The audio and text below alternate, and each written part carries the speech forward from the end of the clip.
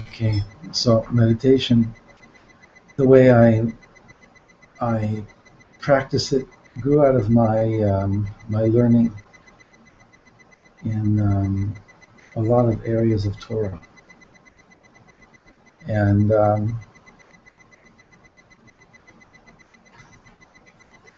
like one sefer that I saw, which was from 500 years ago, and it was written by the chief rabbi of Yerushalayim in 1509. It's called Sulam Aliyah, the Ladder of Ascent, and there's 10 chapters, and he describes all kinds of things to do in order to get into an altered state, into an insight state, where all kinds of things can happen. It's almost like a manual. I translated it, the last 2 chapters. And it's very, very modern in the way he describes what to do and how to do it. He works with the letters of the Aleph Beit. And then he starts with that and he goes into all kinds of things. So he gives you a movement for each letter. He tells you how to breathe, how to start your breath at the same time that you start your sound, how to start your sound at the same time you start your breath, and how to move and start your movement at the same time you start both of the breath and the sound, and also how to end the movement at the end. So you got 3 things going on at the same time. Very simple, but actually it's tuning your system. So I tried it, and I got it down pat, and it was very simple, and it's like this. There's 5 sounds, 5 vowel sounds. The English is A-E-I-O-U.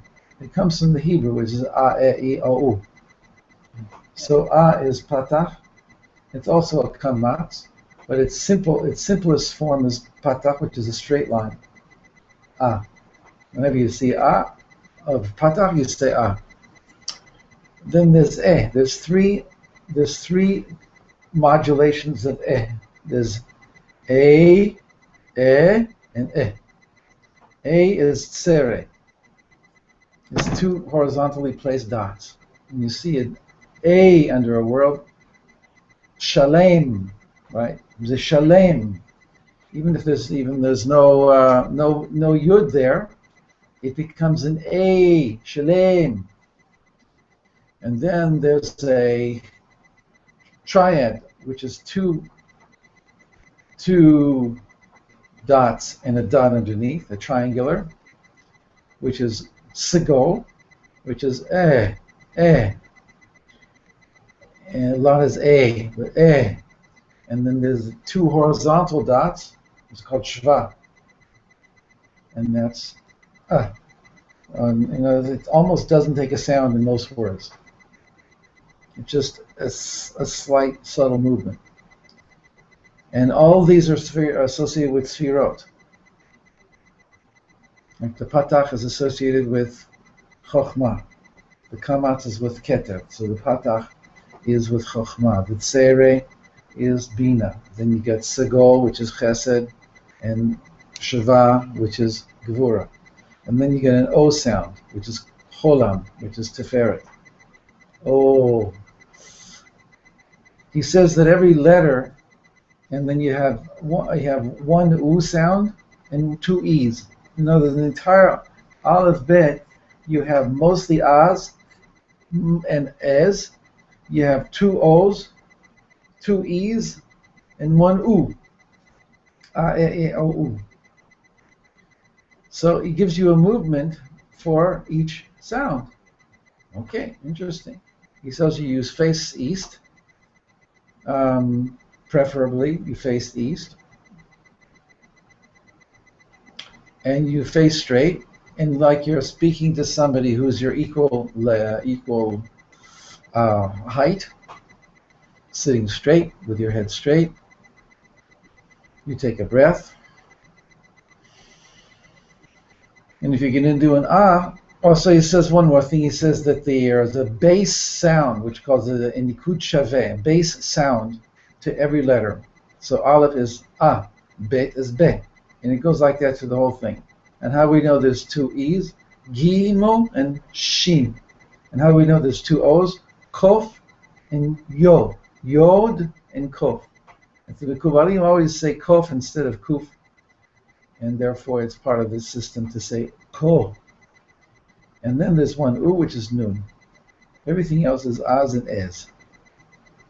Be, Beit. Beit, Be. Gi, Gi.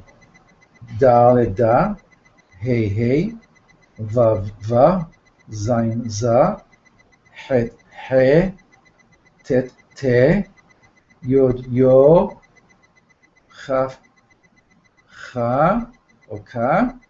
La, Lamed, La. Mem, Me. Nun, Nu. Samech, Sa. Ein, A. Pe, Pe. Tzaditza. Kuf, Kof, Kuf, Kof, Kof, Kof, Kof. Resh, Re. Shin, Shi. Taf, Taf. So the movement for every ah sound is from left to right, which is from north when you're facing east, from north to south. I liked it because it's not intellectual. It's just doing something. It doesn't matter what's in your head at the time you're doing it. And therefore, as my experience of it was, you willing to do a little with me? My experience of it was that you enter into the Aleph Beit, you come out on the other side, your energy is different. It just really realigns your energy. So therefore, it's not like I have to believe anything. It's not like I have to think anything. It's not like I have to know anything. You just do this exercise that he tells you. You kind of follow the basics of the rules, and this is the grade one, kindergarten of what he tells you. But definitely, it's like very powerful if you actually do it. So again, let's do every letter, but in between every letter, you come back to center. You take a breath. You move to the place where the letter starts. You move to the left to say ah. Let's start with that. Move.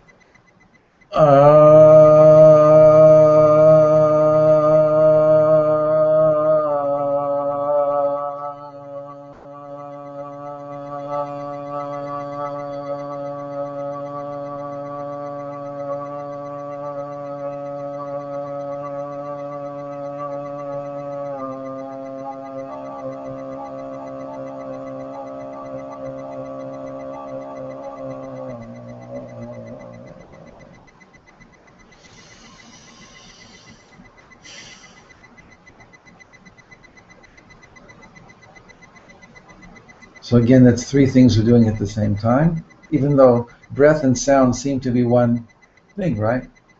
It's not. So later on, after we do a few more letters,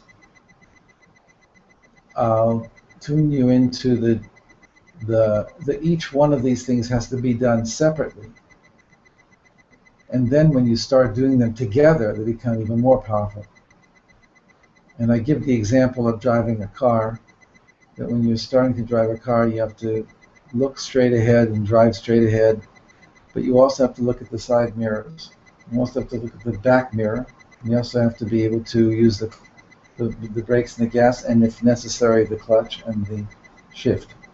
And these things are very, very hard to do when you first start. You could, if you're especially on a hill, forget it. A beginner on a hill in a clutch, freaking out. The car is stalling every second. It's too scary. Imagine living in San Francisco. So you have to practice certain things, and then as you practice in an easier way, then you can start to do the harder stuff, and after a while you can do everything. And certainly after 2 months, certainly after a year, and certainly after 5 years, you're driving the stick shift. You're listening to the radio. You're speaking to your friend. Smoking a cigarette. Like, wow, man, this is very complicated. But what happens is the brain puts it all together. We have an amazing brain. So I'll wait till Reuven comes back.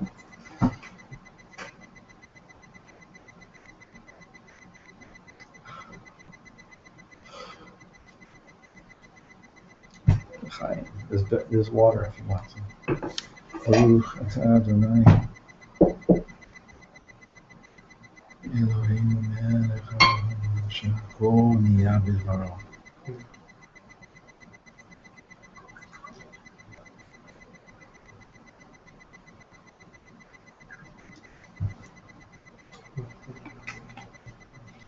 Amen.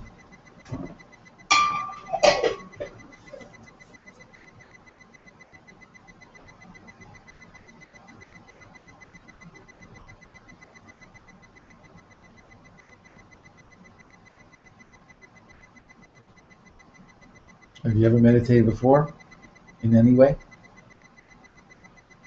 No. Yeah, even just experiment.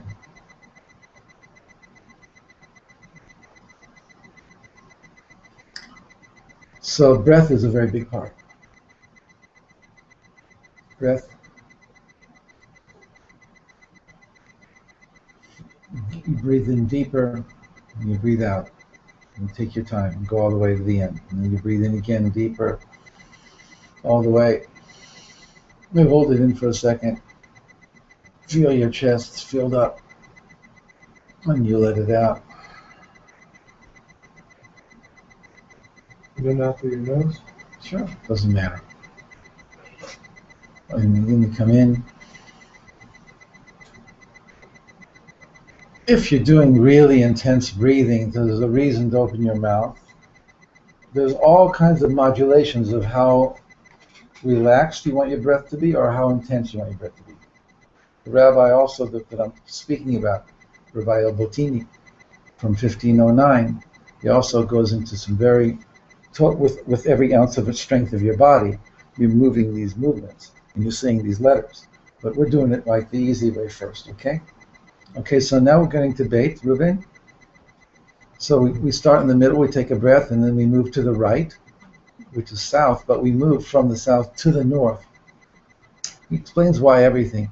Even has a beautiful intention that when you go from left to right, which is from north to south, which is from Gevurah to Chesed, because the right is when you're facing east. All of this is connected to how we do Lulav, right, on Sukkot. But when you're facing east, your right arm is Chesed, which is exactly what the right arm is. So facing east is the most natural position for us. I call it orienting ourselves.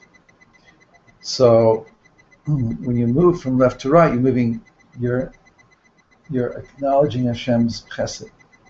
When you move from right to left, from south to north, from Chesed to Gvura, so you're acknowledging Hashem's Gvura, His justice. On Sukkot, when you're doing Lulav, the way the Ari does Lulav is south first, 3 times each.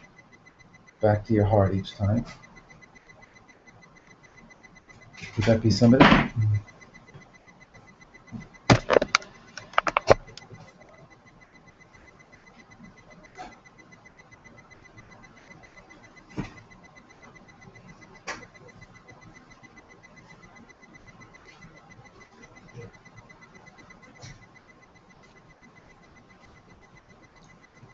Okay, we're kind of already a little bit into it, so I'll just continue where I am, and I'll go back up.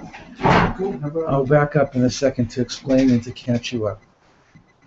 I just took a little detour to explain the importance of directions. We're doing a meditation. We're doing a simple body-oriented meditation. And in order to enter into a deeper level of soul, but the body is the entry.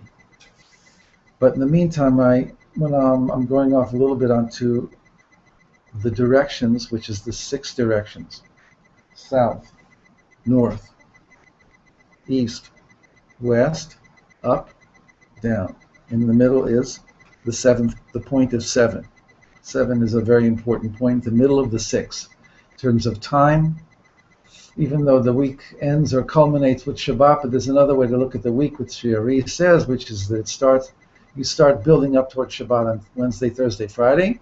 Then comes Shabbat, and then comes Sunday, Monday, Tuesday, which is now the spill out of Shabbat into the week. The Shabbat is seen as a queen, a princess, walking with 3 bridesmaids on each side. Whatever the case, 7 is a midpoint, a nucleus in 6. And also in terms of physical reality, 7 is a spiritual essence within a physical world. So the Judaism, like a lot of Judaism, is 7s. There's also 8s, which is transcendent, which is infinity, right?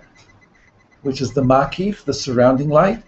And there's a little umbilical cord from the 8 all the way down into the core of the 6, where there's the 7, right? So the 7 is the ability to maintain a spiritual existence in the midst of the physical world. Okay, so now south is the first direction you go when you point, when you're doing lulav. The Ashkenazim face this way and go this way. Sephardim actually face this way. And they don't shake it as much. The Mekubalim especially don't shake it. They hold it to their heart. They hold it out, and they come back 3 times. Hold it out, back. Hold it out to the direction itself, back. So that you get a total of 6 directions times 3 is 18. Then they turn around clockwise and go north 3 times. So that's Chesed, that's Gevurah. Shlomo Karbach devised or created or just a beautiful meditation for south, which is Chesed, which is thanking Hashem for all the kindness that He's done to me. It's a very personal thing. You turn around, I thank you even for the things that were difficult for me. Gevurah, judgment. East is the future. I thank you for my future, which is infinite, which leads towards Yerushalayim. It leads towards heaven. It leads towards Beit HaMikdash. My future is bright. Up. I thank you for every time you've lifted me up. Down. I thank you even for the times that I've been down. Very similar to Gevurah. Up is very similar to Chesed. This is Netzach. This is Hod. So this is Tiferet. Straight east is Tiferet. Future. We turn around. West, my past. All of Elul and all of Rosh Hashanah and all of Yom Kippur, we were like getting deeply into our past and trying to rectify. From Sukkot, from the moment of Sukkot, then it becomes a joyous looking at the past, a rectification of the past, of everything I've done. Even my past I'm thanking you for. Even the stuff that I thought was detrimental to me. It's a beautiful, simple, it can take an hour, because it's not like an intellectual thing, it's your life. And you can sing during it, which is what he did. And then you can understand why some tzaddikim would take hours to do these na'anuim, because it's not just this, right? It's such a difference. Okay. So now, the chief rabbi of Yerushalayim, Rabbi Yehuda al-Botini, in 1509, he came from Portugal, the expulsion. Rabbi Yehuda al-Botini. So he's an Abulafian, meaning to say he works with the system of Abulafia, Avraham Abulafia, who was born in 1240, and he writes a handbook based on that system of how to meditate, get connected to the higher levels of your soul through meditation on the letters, with movement, with breathing, with sound, with visualization, with concentration. I call it, it's a 5-level system. We were just doing the first 3 levels. So we did Ah. We said that every letter has a base sound. Aleph is Ah, Beit is Be, Tzadik is Tza, Resh is Re, Pe is Pe. It's just completely whatever it sounds like. Its first syllable is because it's base sound. It's Nikud Shaveh. It's equalizing sound. And then all of it, all together, you have 5 basics, just like you have 5 basic vowels in English, A, E, I, O, and U. So it comes from Hebrew. And so every one of these has a direction. Ah is from north towards south. E is from south towards north.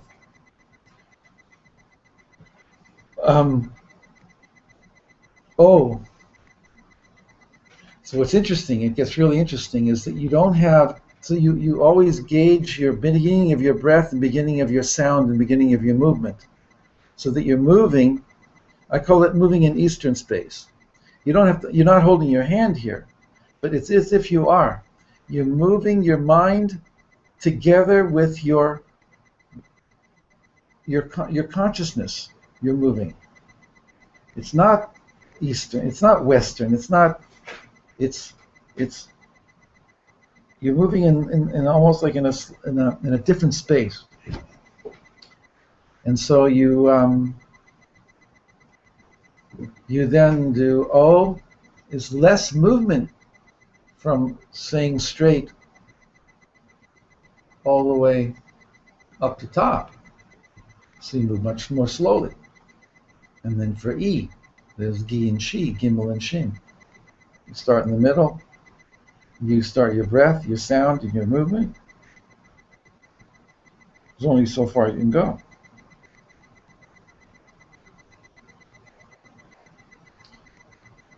And U, you go back, which is like totally not almost any movement. So you're getting down to millimeters of movement, or Planck length. You're getting into really small measure of movement, and you're doing the same breath and the same sound and the same thing, these 5 different movements. So if you go through a number of letters, you come out the other end, it's almost like it rearranges the energy in your body. You can now pray, you can now say Torah, you can now work. You've kind of done it's like you're not even a mechanic. You just took your car to the mechanic or right through the garage. They did everything they needed to do through it, and you came out the other end and your car feels great. That kind of thing. From this simple thing of movement, sound, breath, visualization, if you add it on, and concentration, which is really you're doing, that becomes basically the main thing behind the whole thing, but you don't have to start with that. It's just the doing of it, then, and that to get you into believing that you can actually do a bona fide, real meditative system and get the benefits of it. And then there's worlds of things to do, but it becomes a more sensitization of your ability to move, a sensitization of what breath is. For instance, in the Shema, you have sound and breath, but no movement. Hardly, well, you have movement. You can put your hand to your face. So you have sound and breath. The Temanim and the Irakim, they have a special way of saying the Dalet at the end of Echad. Echad, so if you close your ears,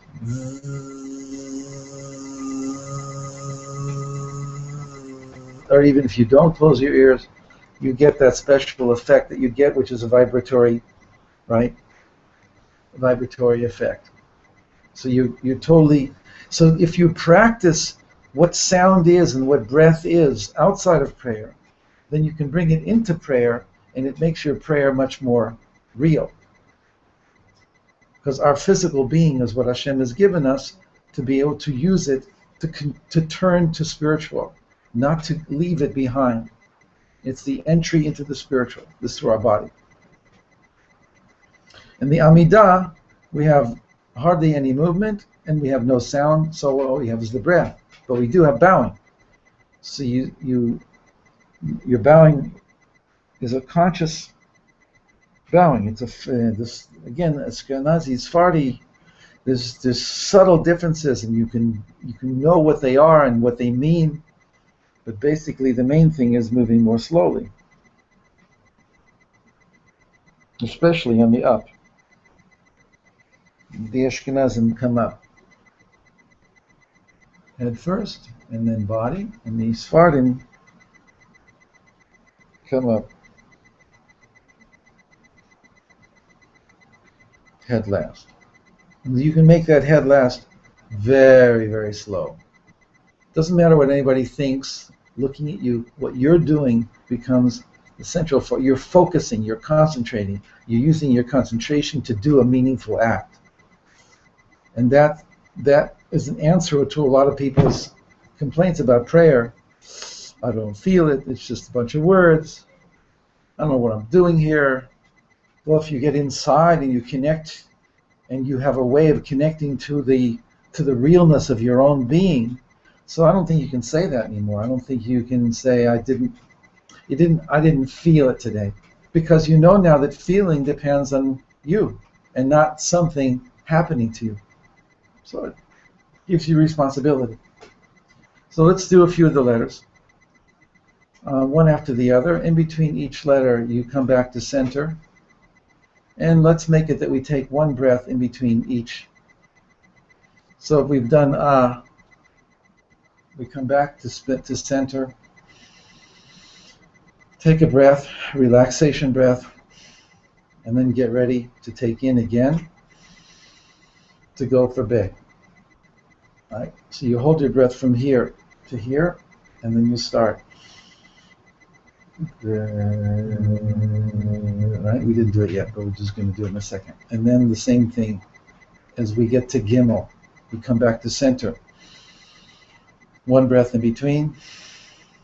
If you flub up, it doesn't matter. I'm just, just trying to make it that it's not too hard, but interestingly enough that you can keep up. But you can always look at me. Now you take in your second breath, and you start.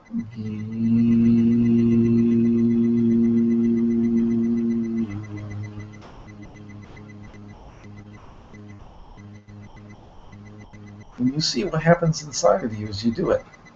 Right? Can you concentrate on that sound, and can that sound be real to you? So that you realize the miracle, the miracle of sound. These are all the basic sounds that are given to us to be able to speak, right? To communicate. And they're sound frequencies also. And Hashem created the world, they say in verse, in Bereshit, Vayomer Elohim Yehi Or, Vayomer in Tadsheh Haaretz Deshe. Vayomer Elohim, he said. And then in Tehillim it says, B'dvar Hashem Shemaim Nasu, with the word of Hashem, he made the heavens were made. So sound frequency is how Hashem created the world. Because he didn't speak words like we do, but we have the equivalent in the human form. So sound can be a very powerful thing. There's a lot to say. Let's start doing it at least. Okay. Wherever you want to come in, and again, O. There's two O's, yo, and ko. There's two E's, gi, she. And there's one U, nun, which is backwards, which is hardly any movement.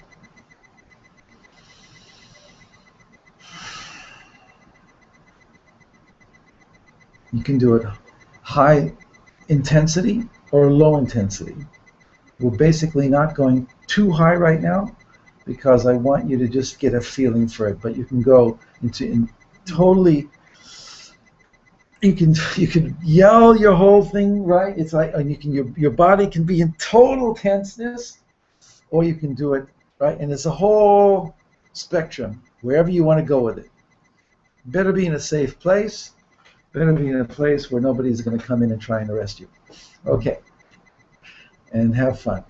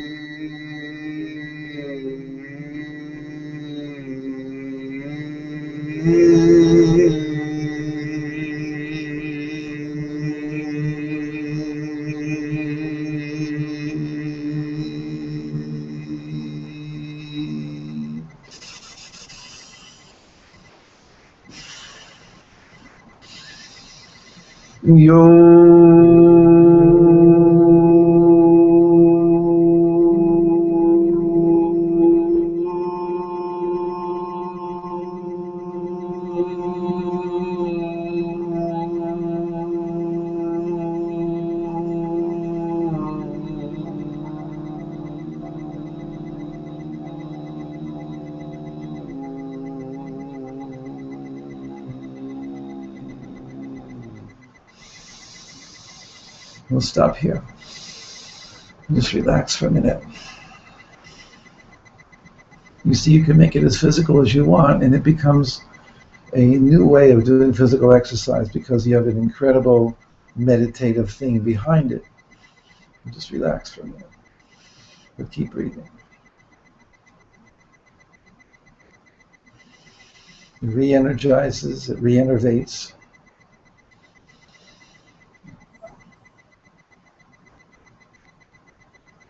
After a while, you can do it without sound, without movement. All these things are just, it's for the concentration, to build up concentration, but you do it at first from the bottom up.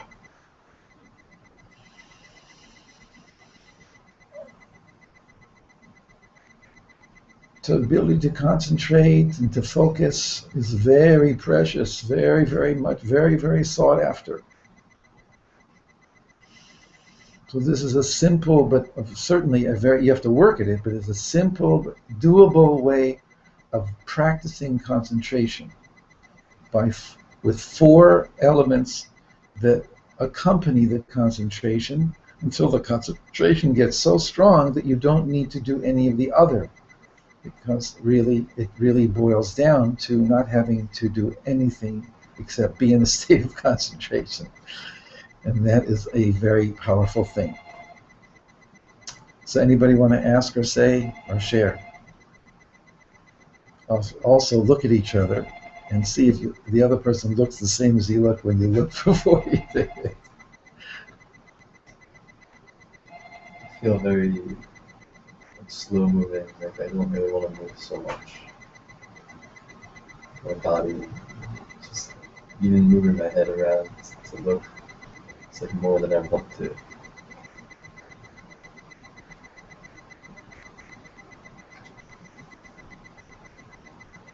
You can see doing this once in a while in the morning. Yeah, as long as I don't wake up my roommates. Well, you can go into the bathroom and like you're brushing your teeth. No, I'm just kidding. Or shower and sing in the shower. Where all the sounds merge together. Yeah, that's also special. For you can treat your roommates to do it with you. They'll sleep better. We'll all wake up together and do meditation together. I can send you the text, whatever, and you can read it and look at it and see if it's. Again, you see, because people are looking for stuff all over the place, and we have a lot in our tradition. What I wanted to do now, actually, is to show you that my modification on this is that I enjoyed going up so much. I said, well, I'm going to stay there even after the breath runs out, and I'm going to breathe and continue to breathe. And every time I breathe in, I want to go up further. I want to imagine myself connecting up further. This is based on a teaching from the Ari. Even though I'm breathing out, but my head being up is in the form of a yud, right? Our head is a yud. Our body is a hey. Our torso is a vav. Our pelvis and our legs are a hey. We are Hashem's name. We embody Hashem's name. But specifically, our head is a yud, and when we face up, which is exactly the way the yud faces, so we're in a position of attaching ourselves to our soul root. The Ari teaches, but I mean, on the other hand, I'm willing to wait before I say this because not all of you said maybe what you wanted to say. But I'm not in any hurry, and I just want to say a few things. So I'll wait for a second if you want to say anything or ask anything. Whatever is good for you. Any questions? Anything? Just a practical thing. How did you know I didn't get which direction? So the rabbi, in 1509, he developed this based on a system already that was in practice from Abu Lafia was born in 1240, so he wasn't doing it when he was born, but he somehow came to it. And he says that he was tuning into things that the prophets used to do. I don't know his sources. There are 6 books out now, at least by Rabbi Avraham Abu Lafia. They're difficult reading, but some of them are definitely, you can really get clear on them. In Rabbi Kaplan's Meditation in Kabbalah, he has a whole section on Abu Lafia. And then we get to Rabbi Yehuda al-Botini in 1509, being expelled from Portugal in the 1490s, and somewhere in the 1480s or 1490s, and coming into Eretz Israel and becoming the chief rabbi of Yerushalayim. And he's also in that book by Rabbi Kaplan, and a little bit about him. I took the ball, so to speak, got the original, and started, because it was published. He had the manuscript of Sulam Aliyah by Rabbi al-Botini, of the Ladder of Ascent, but the book was published by the time I needed it. It was published here in Jerusalem in the 90s, and I learned it and saw that he made a manual out of this system. So it's traditional that the directions are always: east is Tiferet, south is Chesed, north is Gevurah, west is Ma'arav, west is Yesod, in the middle is Malchut, up is Netzach, down is Chod. And so I didn't bring it with me. I have it here on my iPad if we want to read it, but I thought that wasn't really necessary. I'll just give it to you over, and if you're interested, you send me an email and I'll send you the entire PDF. So your question was, how do we know the directions? Yeah, how did you know which sound? Were you just Right. How does he say that? I mean, that's in both of them, in Abu Lafia, and then but I don't know his sources, except that it makes sense. But because you see, the system of vowels that we have is really a system of dashes and dots, right? Just like in Morse code. There's only two, and dashes are male, and dots are females. And so there's only two that are male. The truth is that keter is kamatz, is a line with a dot. It's the only one that's both. And in Kabbalah, it's very significant that it's grandma and grandpa together before the split into mommy and daddy. So it's significant that it's all up there in the higher place. The higher you go, it's all in one unity. And then it splits into Patach, which is male, and Seri, which is female, two dots. And all the rest are dots.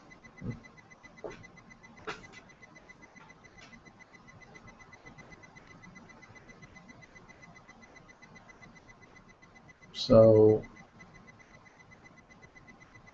there's deep things here that the Ari himself revealed.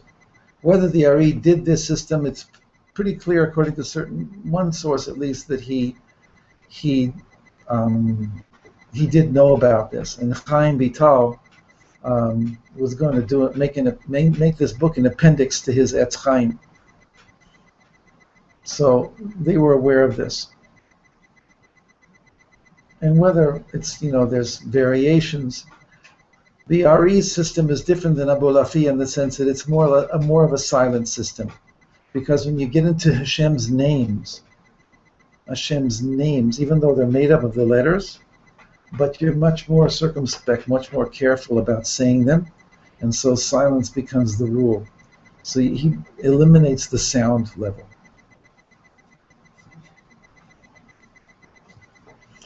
Shar Ruach HaKodesh, the gate of divine inspiration, one of the Shmona Sha'arim, one of the 8 gates of the Kitvei Ari, is involved in meditative.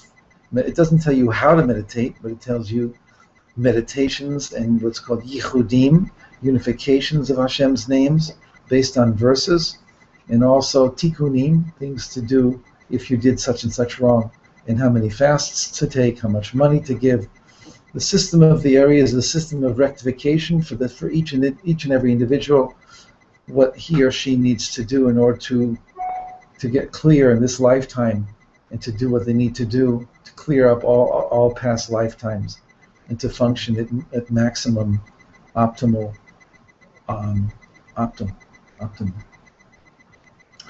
So the area is pretty important for us. So I'll just tell you that the Ari says that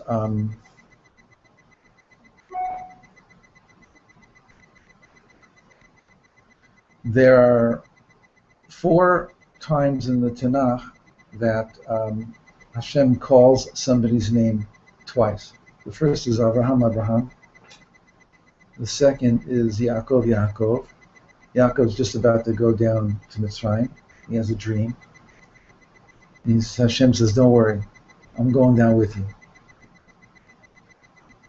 And this third one is Moshe at the burning bush. And the fourth one is in the Nach, Shmuel. Each one has a story, and beautiful stories. So the Midrash says a number of things about this double name. When Hashem calls somebody by his name twice, it's a siman of chibah, of wow, he loves you. It's very loving. Moshe, Avraham. Okay, so that's one thing. Second, the Midrash says that it means that a person has a portion in this world and a portion in the world to come. Nice?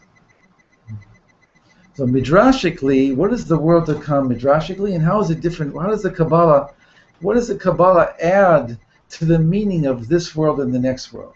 In Midrash, the next world is in somewhere in the future. The world to come. After the resurrection of the dead, the 7th millennium. That's the general definition of the world to come. So you have a portion in this world and you have a portion in the next world. So the Ari says, it's taken for granted that's great, that's very important, we believe in that. But there's another way, is a little shift. You say that those worlds preceded our world. Our world is at the bottom of a huge system. And those higher worlds that will be revealed to us in what's called Olam Haba, they existed even before we did. And therefore our soul roots existed up there even before they came down and we manifested and incarnated into bodies. And he gives the example of an upside down tree, that the root system is very, very high. And then the trunk of the tree, and then the branches, and then one branch branches off from the trunk and comes down to you, comes down to me, comes down to you, comes down to you, and we're all, the lowest extremity of that branch comes down and indwells in you and me. And so Avraham is the soul root above, and Avraham is the little piece of it that came down into me. Reuven. So, Yisrael. Yaniv. Haim. So it's a very, very special teaching that the Ari is giving over here about the upper root and the branch. And that if this is so, that's just a metaphor, a branch. It's light, it's energy. It's an unbreakable connection between us and our higher root. And it doesn't, and even though up is a legitimate thing to think about, it's up there. It's a surrounding light also around each one of us. There's an internalized level of our soul. It's the littlest part of it. And then there's the surrounding. And when we do our inner work, when we refine ourselves, we can pull more of the surrounding inside. We can mamshich and mafnim. We can draw down and internalize and integrate more of the higher parts of ourselves into ourselves.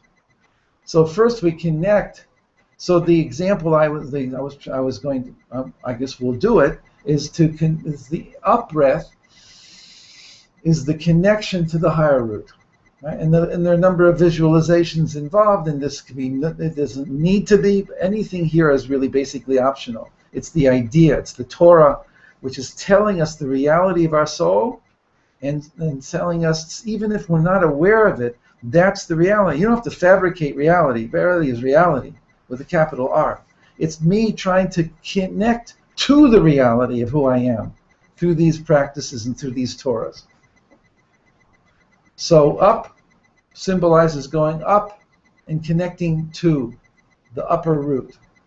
Then I can come down, but I can continue to breathe in and out. But now my emphasis is on, even though I'm breathing out, But the movement of it is I'm internalizing.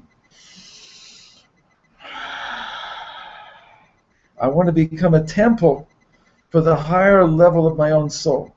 So, and then you can go back up again and come back down again. All of Jewish prayer basically revolves around this very powerful dynamic of going up and coming down. When we say Kadosh, Kadosh, Kadosh, you go Kadosh, Kadosh, Kadosh. One meaning of Kadosh is beyond, beyond, and beyond, beyond, beyond. You, Hashem, are beyond anything I can know about you. I release you from anything that I think I know about you. You're so much more than I know about you. It's Kadosh, Kadosh, Kadosh. And then, when we're standing in the Chazarah of the Amidah, Baruch, Kevod, Hashem Mimkomo, is an internalization into my heart center. One is the upper levels of my own being, and the next one is bring it down, put it in here. Just like Moses went up to the top of Sinai and got this, and went into the spiritual dimension, he got the tablets, he brought them down. Where did he put them? He made a Mishkan, which now has become the middle of the camp. It's in the heart, right? The Mishkan is the heart. So our heart is our Mishkan. Our here is our Sinai, is our Shemayim. Yeah? So you map the whole thing onto yourself. You begin to see that you're created in the image of the entire universe. This little one here is just based on the Yaniv. You don't have to say it after a while, but you just know it, that you're trying to connect. If you want, there is two meditations brought down by the Ben Ish Chai, is that you meditate on the letters of your name interspersed with the letters of Hashem's name, or with the letters of the word Neshama. So it'd be Nun, Yud, Shin, Bet, Yud, Mem, Bet, Hey, whatever it's called the Shiluv, the inter. And again, if it's too hard, you have to do it, or you can write it down, or you can just know. But the point is that you're trying to connect you, as you know yourself, up to your higher self. And then there's a whole world up there. What does it mean, higher self, right? Is it some vague thing that we have to use the metaphor of a tree and a tree trunk and an upside down tree? It's very nice, but I want to refine it after a while. I want to meet Hashem. I want to know. I want to be up. I want to be able to go up and stand in Hashem's presence. And the truth is that after a while, I don't have to go anywhere. It all comes right here. We use only the metaphors and the language of going up. When it comes down to it, it's all right here. The Baal Shem Tov actually did that when he actually explained how we go up through the worlds. We get to the Amidah and Shachrit. We go up through Asiyah and through Yetzirah and through Bria and then up to Atzilut. He said the truth is, really all you're doing is standing up and sitting down a few times in the prayers. So what do you mean going up? You're going up through the worlds. Is you're taking away what's preventing you from seeing that you're in Yetzirah. Then you're taking away what's preventing you from saying that you're in Bria, you're in Atzilut, you're in the presence of Hashem at all times, but you need to do the work to take away what's preventing you from seeing. So meditative things based on these ideas, then, the point behind them is to sensitize myself to these realities that the Torah is teaching me. And then it becomes like, it doesn't have to stay in my head. It can be something I can really know in my kishkas. It really is true. Hashem is here. He's real. He wants me to manifest myself and to be the best that I can be. But He's given me these tools to work with to allow me to do things on an inner and outer level at the same time. So, again, bowing has much more depth than I said about it. There's like a whole for me, what I do is I write. I write a whole chapter on bowing, and it blows my mind. This comes, and it becomes a vessel for them to give me new ideas and more understanding of what bowing is all about, until it becomes, whoa, this is mind blowing. Nobody knows about this stuff. And then to do this and do that. So all these things, if anybody is interested, you write me an email and I send you what I've written with simcha.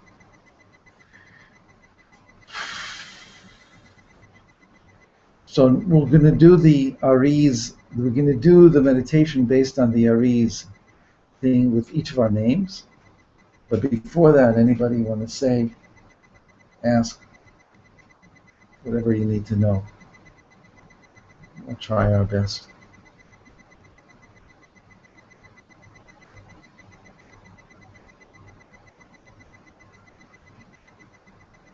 Or are you ready to do it? It's a shot.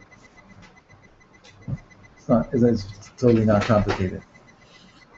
But the idea behind it is to connect to the upper root. You can use your name, you can say your name in your mind, or you can visualize your name, or you can just do it and not, if it doesn't work, just don't let it stop you, just do the breathing. And let's say we take 10 breaths approximately, or as many as you want, but and we go, as we're going up, and the emphasis is on the in-breath. You can keep them in as long as you want. And then when you bring your head down, then the emphasis is on the out-breath, even though you're still breathing in. And then the residue of meditation is that even when you come back to normal, because you've gone to the extremes, so now your normal is not normal. Now your normal is also super energized normal. Right? You're seeing, you're hearing, you're being. So that's why I think it's an important thing to share with people. Okay, so we'll do 10 in and outs, going up, 10 in and outs, coming down, and then another 10 just at normal, facing ahead, and then come back out with your eyes open after 30 breaths. And if you still want to continue doing it, no problem. We're here. We're not going anywhere. Okay, I guess relax, sit comfortably, so that when you do lift your head up, it's not painful or anything like that. And it's just very natural. But it's a meaningful position. That's right. It's turning to He who is above us. Okay.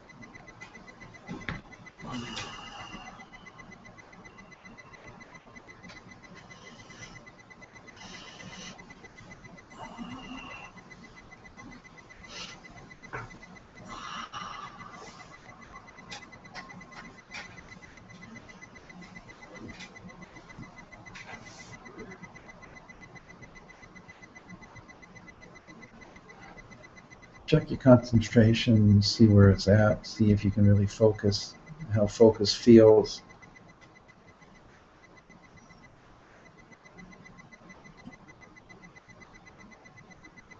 Focus is basically a clear field.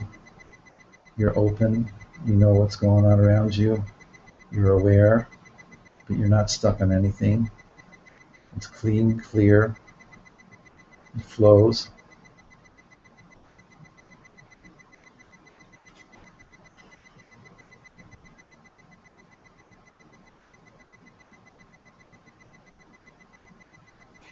It prepares you for going out into the world. Very compact energy you have inside of you you can now use for all good things.